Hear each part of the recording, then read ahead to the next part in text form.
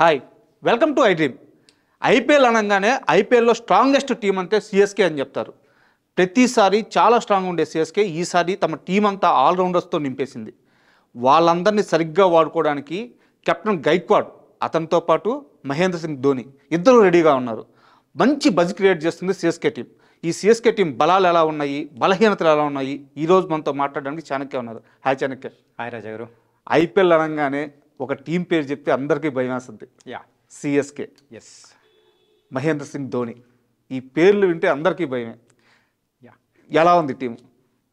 In fact CSK అని పేరు వినగానే వేరే టీమ్స్ కూడా ఏంటంటే సైకలాజికల్గా ఒక స్టెప్ బ్యాక్ వేస్తే అవకాశాలు కూడా ఉంటాయి అన్నమాట. Correct word. ఎందుకంటే అక్కడ ఉండేది మహేంద్ర సింగ్ ధోని. ఇండియాని మెయిన్గా ఇండియన్ టీంలో ఐసీసీ టోర్నమెంట్స్ కానీ ఆ ట్రోఫీస్ మనకు అలవాటు అయ్యేలా ఫస్ట్ చేసింది గంగూలీ. తర్వాత మనకు అంత ఇంపాక్ట్ చూపించింది మన జనరేషన్కి మహేంద్ర సింగ్ ధోని. కాబట్టి సో ఆబ్వియస్లీ ఆ ఇంపాక్ట్ మన మీద కూడా ఉంటుంది. ఇంకొకటి ఏంటంటే ఎంఎస్ ధోని యొక్క లాస్ట్ సీజన్ ఇదే అని లాస్ట్ మనం 2 సంవత్సరాలుగా అంటున్నాం, వింటూనే ఉన్నాం.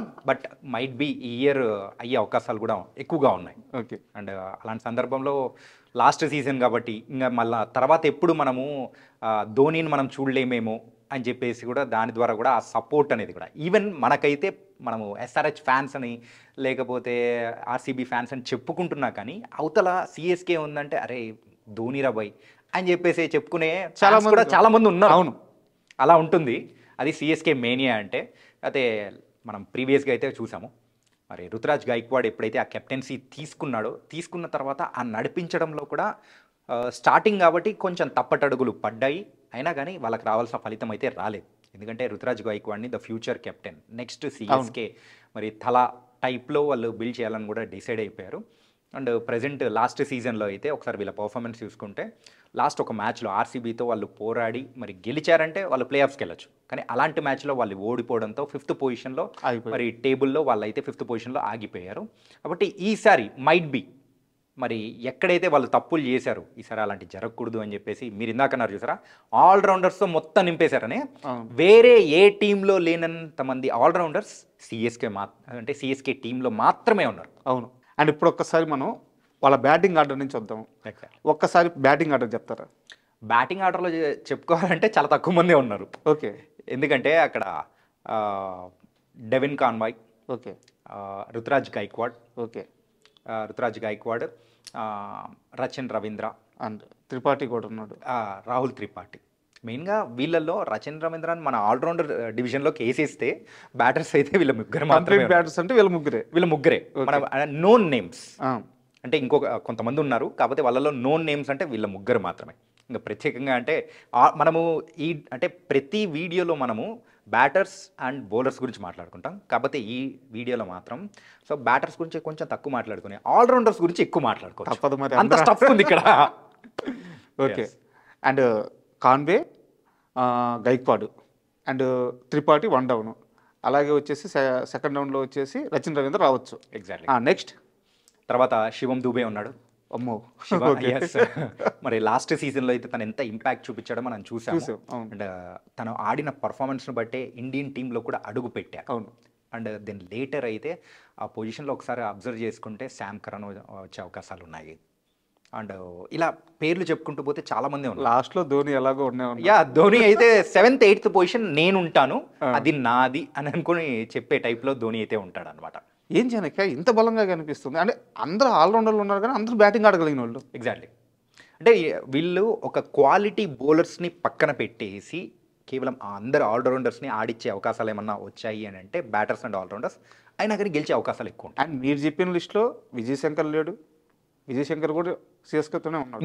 ఇంకో విషయం చెప్పుకోవాలి, విజయశంకర్తో పాటు దీపక్ కూడా లాస్ట్ సీజన్లో ఎవరైతే బాగా పర్ఫామ్ చేశారో ఆల్రౌండింగ్ పర్ఫార్మెన్స్ వాళ్ళని కూడా ఈ టీంలో ఇంక్లూడ్ చేసుకున్నారు. సో టీం అంతా ఆల్రౌండర్స్తో నిండిపోయింది, ఇంకా బ్యాకప్ కూడా ఆల్రౌండర్స్ ఉన్నారు. ఎగ్జాక్ట్లీ. అమ్మో, చాలా వరకు ఇలాంటివన్నీ ఉన్నాయి. ఫారెన్ ఆల్రౌండర్స్ విషయానికి వచ్చేటప్పటికి మాత్రం 2 పేర్లు మాత్రం బలంగా వినిపిస్తూ ఉన్నాయి. అండ్ ఇల్లు వెళ్ళిపోయిన పిల్లోడు మళ్ళీ ఇంటికే వస్తే ఎలా ఫీల్ అవుతారో శామ్ కరణ్ అలా ఫీల్ అయ్యే అవకాశాలు ఉన్నాయి. ఎందుకంటే Sam Curran back to CSK. తనతో పాటు కూడా ఇది నాది, నా ఫస్ట్ ఐపీఎల్ టీం ఇది నాది అని అనుకునే రచిన్ రవీంద్ర కూడా ఉన్నారు. వీళ్ళిద్దరూ మెయిన్గా ఆల్రౌండింగ్ డివిజన్లో ఫారెన్ ప్లేయర్స్ వాళ్ళిద్దరు ఉన్నారు. ఇంకా మనం ఇందాక మాట్లాడుకున్నాం చూసారా, శామ్ కరణ్ ఎలా అయితే ఇల్లు వదిలిపెట్టిపోయిన పిల్లోడు అన్నట్టు, అలాగే సో ఆ, రవిచంద్ర అశ్విన్ ఉమ్, తన హోమ్కి మళ్ళీ తను వచ్చేసాడు. అవును. రిటైర్మెంట్ అయిన తర్వాత మనం ఎన్నాళ్ళలో వెయిట్ చేస్తూ ఉన్నాము. సో తను ఆడాలి అని అనుకున్న టీం ఏదైనా ఉంది అని అంటే సో అది దట్ వాస్ అనే అశ్విన్ అయితే సర్ప్రైజింగ్ పిక్ అనుకోవచ్చు అసలు. ఎగ్జాక్ట్లీ. ఏంటంటే తనని పిక్ చేసుకుంటారని ఎవ్వరూ అనుకోలేదు. కాకపోతే సిఎస్కే టీమ్ మేనేజ్మెంట్ కూడా బలంగా కోరుకునేది కూడా అదే.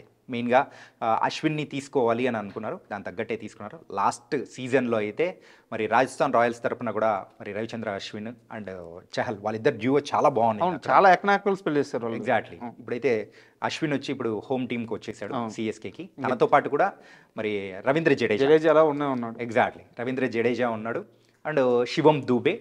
సో ఇలా నోన్ నేమ్స్ విషయానికి వచ్చేటప్పటికి మాత్రం అండ్ వీళ్ళ ముగ్గురుతో పాటు దీపక్ హుడాతో పాటు విజయ్ శంకర్ ఆల్రెడీ హోమ్ టీమే. తనకు తమిళనాడు టీం తరపున టీఎన్పీఎల్ ఆడాడు అవును. కాబట్టి తను అక్కడ లోకల్ కెప్టెన్ కూడా, కాబట్టి తమిళనాడు కెప్టెన్ కూడా. ఎస్, కాబట్టి సో తనైతే ఆ టీంలోకే వచ్చేసాడు. కాబట్టి ఇక లోకల్ ప్లేయర్స్తో మొత్తం ఈసారి ఫ్లేవర్ మొత్తం తమిళ్ సాంబార్ ఫ్లేవర్ మాత్రం గమ్మన కొట్టబోతుంది. నువ్వు ఆల్రౌండర్స్ లిస్ట్ చెప్తుంటే నాకు ప్లేయింగ్ లెవెన్ అన్నట్టు ఉంది. ఎగ్జాక్ట్లీ. నేను చెప్పాను చూసారా, ఏంటంటే వాళ్ళ బౌలింగ్ డివిజన్ పక్కకు తీసేసినా కానీ వీళ్ళందరితో వెళ్తే అంటే మ్యాచెస్ గెలిచే అవకాశాలు ఎక్కువ ఉన్నాయని. వాళ్ళందరూ బౌలింగ్ వేయగలుగుతున్నారు, బ్యాటింగ్ ఆడగలుగుతున్నారు. అండ్ ఒక్కసారి మనం బౌలింగ్ విభాగానికి వస్తే సిఎస్కే బౌలింగ్ ఎలా ఉంది? సిఎస్కే బౌలింగ్ విషయానికి వచ్చేటప్పటికి స్పిన్నర్స్ విషయంలో శ్రేయాస్ గోపాల్.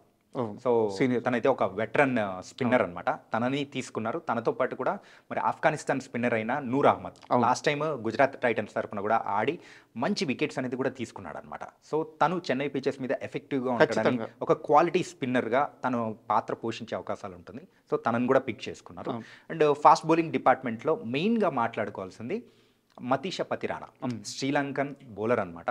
సో తనను స్టార్టింగ్ నుంచి గ్రూమ్ చేసుకుంటూ ఎలా అయితే ఒక టాప్ బౌలర్గా నిలబెట్టాలని ట్రై చేస్తూ ఉన్నారో ధోని ప్రోడక్ట్. ఎస్, ఎందుకంటే తనను ఆప్షన్లోకి వదిలేస్తే ఎంత హై ప్రైస్కి వెళ్తారో తెలుసు. అందుకోసమే తనను వదలలేదు. మతీష పతిరానాను అట్లే అట్టి పెట్టుకున్నారు. అండ్ వీళ్ళతో పాటు కూడా మనం మెయిన్గా మాట్లాడుకోవాల్సింది ఖలీల్ అహ్మద్ని కూడా ఈసారి టీంలో కూడా ఇంక్లూడ్ చేసుకునే అవకాశాలు ఉన్నాయి. అండ్ ఖలీల్ అహ్మద్ అండ్ వీళ్ళతో పాటు ముఖేష్ చౌదరి ఆల్రెడీ ప్రీవియస్గా సిఎస్కే టీం తరపునే ఆడాడు.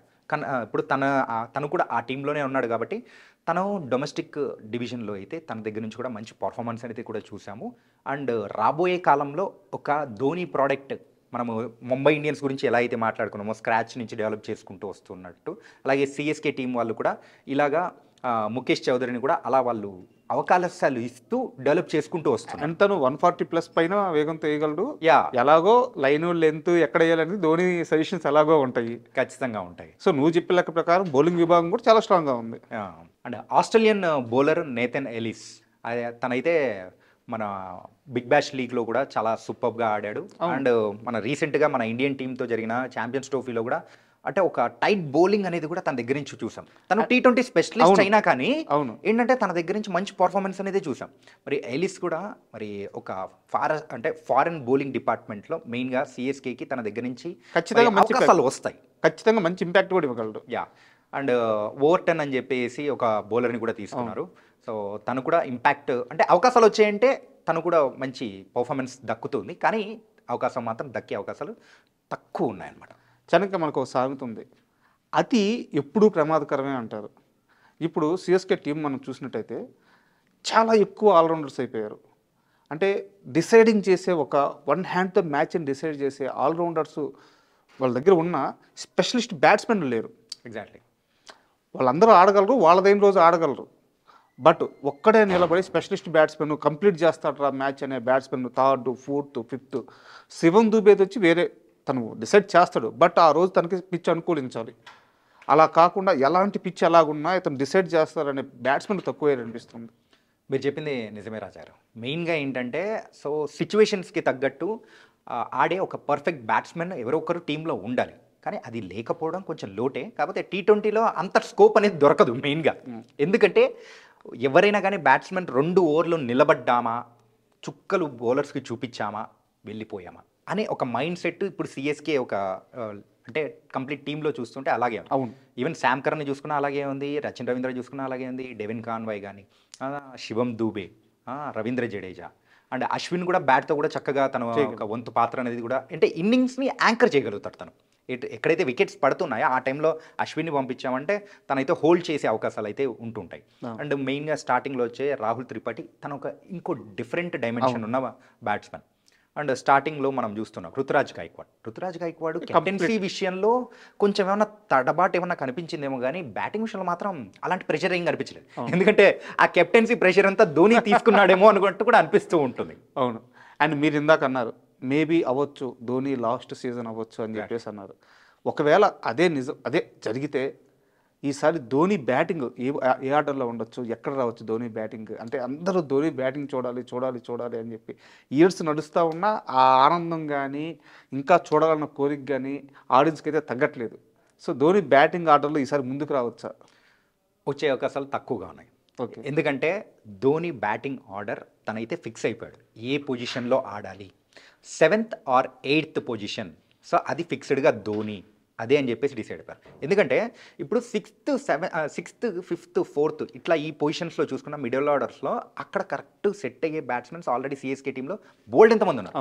కాబట్టి వేరే వాళ్ళకి ఆప్షన్ వచ్చే అవకాశాలు లేదు. కాబట్టి ధోని అప్ ద ఆర్డర్ వచ్చే ఛాన్సెస్ తక్కువ ఉన్నాయి. అయితే మీరు చెప్పే లెక్క ప్రకారం అయితే ఆడియన్స్ సిఎస్కే ఫ్యాన్స్ ప్రతి మ్యాచ్లో సిఎస్కేకి 7-8 వికెట్లు పడాలని కోరుకుంటారు, దండం పెట్టుకుంటుంటారు.